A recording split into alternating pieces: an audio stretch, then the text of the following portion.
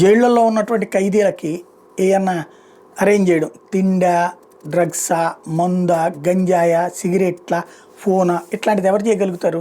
కింద స్థాయి సిబ్బంది అరేంజ్ చేయగలుగుతారు. దానికి చాలా బేరాలు ఉంటాయి, వ్యాపారం ఉంటుంది. అది ఓ పెద్ద నెట్వర్క్. ప్రతి జైలు దగ్గర ఈ కథ నడుస్తూనే ఉంటుంది. అయితే సిన్సియర్ అధికారులు వచ్చినప్పుడు అధికారులకి ఏమన్నా వీళ్ళు వాటాలు ఇస్తారా? కుదరదు. ఎందుకంటే అధికారులతో మేనేజ్ చేయడం సాధ్యం కాదు. అలా కుమ్మక్క అయిపోతే అసలు గొడవే లేదు. ఇప్పుడు రవికిరణ్ అనేటటువంటి జైళ్ల శాఖ అధికారి నిరంతరం పత్రికలకి ఒక బకర. ఆయన్ని అడ్డదిడ్డంగా వార్తలు రాస్తారు ఆయన మీద. వీళ్ళకి ఏమైనా తెలుసా అంటే ఏం లేదు. జైళ్లల్లో ఇలాంటి వాటికి అలవాటు పడ్డ సిబ్బంది మీద ఆయన చర్యలు తీసుకుంటే ఆ చర్యలు తీసుకోబడినటువంటి వాళ్ళు, తప్పు చేసినటువంటి వాళ్ళకి లోకల్గా ఉన్న జర్నలిస్టులతో పరిచయాలు ఉంటాయి, వాళ్ళు చెప్తారు.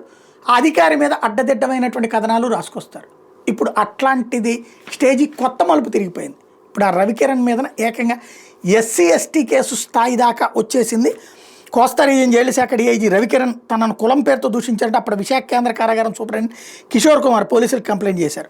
జనవరి 4న అసిస్టెంట్ పోలీస్ కమిషనర్ ఆర్లోవా స్టేషన్ హౌస్ అధికారికి ఆయన కంప్లైంట్ చేశారు. లాస్ట్ ఇయర్ నవంబర్ 28న రాజమండ్రిలోని డీఐజీ కార్యాలయంలో కోస్తా ప్రాంత జైలు పర్యవేక్షణ అధికారులతో రవికిరణ్ నిర్వహించిన సమీక్షలో తనను లక్ష్యంగా చేసుకున్నారంటూ ఆరోపించారు. తర్వాత కూడా డీఐజీ ఛాంబర్కి పిలిపించి జైలుకి సంబంధించిన పత్రికల్లో ప్రచురితమైన కథనాల మీద ప్రశ్నించారని చెప్పుకొచ్చారు.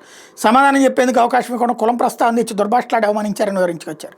తన మీద జైలు డీజీకి తప్పుడు నివేదికలు ఇచ్చి ఆ మరుసటి రోజు అనంతపురం జైలుకి అటాచ్ చేస్తూ మెమో జారీ చేయించారని చెప్పారు. డిసెంబర్ 6న అక్కడ విధుల్లో చేరని, అయితే అదే నెల 4న తను సస్పెండ్ చేసినట్టు ఉత్తర్వులు వచ్చాయని చెప్పారు. కులం పేరుతో దూషించిన అధికారి మీద చర్యలు తీసుకొని కిషోర్ కుమార్ చేసిన ఫిర్యాదు ప్రతిని ఆర్లోవా పోలీసులు తూర్పుగోదావరి జిల్లా పోలీసులు పంపించారు.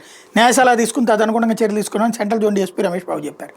అంటే జైళ్ల శాఖ డీఐజీ మీదనే ఇప్పుడు కంప్లైంట్. ఎవరైతే సస్పెన్షన్ ప్లస్ ఆ తర్వాతన ట్రాన్స్ఫర్ లాంటి చర్యలకి గురైనటువంటి అధికారి ఇక్కడ కులం పేరుతో కంప్లైంట్ చేశారు. కథ కొత్త మలుపు తిరుగుతోంది.